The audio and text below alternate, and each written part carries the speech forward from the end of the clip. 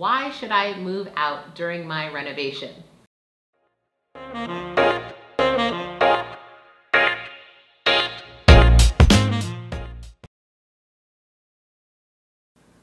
The answer is because you love yourself and you want to stay healthy. There are so many airborne particulates in the air when renovating, and oftentimes those can include lead paint or asbestos.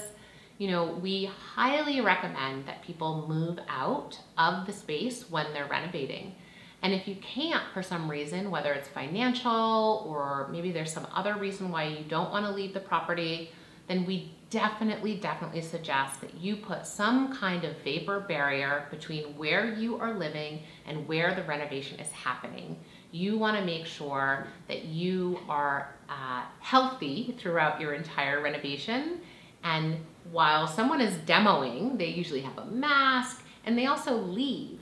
You don't want to be sleeping for 8 or 9 or 10 hours filled with all these dust particles that you're just breathing in all night. It's not healthy for you, and we definitely recommend, if possible, please move out of your space.